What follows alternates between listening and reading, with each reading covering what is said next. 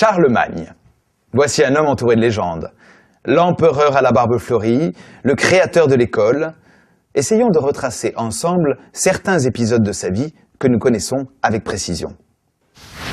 Après le règne de Clovis, les rois mérovingiens, c'est-à-dire la dynastie fondée par Clovis, luttent souvent les uns contre les autres ou sont en guerre contre des ennemis extérieurs. En 751, un dénommé Pépin le Bref détrône les Mérovingiens et fonde une nouvelle dynastie, les Carolingiens. Carolingien vient de Carolus, qui en latin est un équivalent de Charles. Ce prénom a été porté par un grand nombre de rois de cette dynastie, dont Charlemagne, le fils de Pépin le Bref, est le plus illustre représentant. Charlemagne monte sur le trône à 26 ans et va rester roi jusqu'à 72 ans. C'est un règne très long qui dure 46 ans. Charlemagne, Carolus Magnus en latin, ce qui veut dire Charles le Grand, a toujours eu l'ambition de rendre son royaume très puissant. Pour cela, il se lance dans de nombreuses guerres de conquête qui vont occuper une grande partie de son règne. C'est un roi très croyant et protecteur de l'Église. Il apporte la religion chrétienne aux peuples vaincus et païens. Il devient le souverain le plus puissant d'Occident et prend une nouvelle capitale, Aix-la-Chapelle.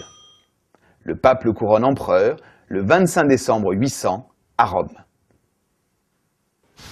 L'empire de Charlemagne est trop vaste et donc difficile à gouverner. Il doit le diviser en petites unités, les comtés, chacun étant administré par un comte. Ces hommes ont beaucoup de pouvoir et certains ont tendance à oublier qu'il y a un empereur au-dessus d'eux. Pour les surveiller et leur transmettre des instructions, Charlemagne nomme des missi dominici, des envoyés du maître. Pour en revenir aux écoles, elles ont toujours plus ou moins existé. On ne peut donc pas dire que Charlemagne les a inventées, mais il les a multipliées.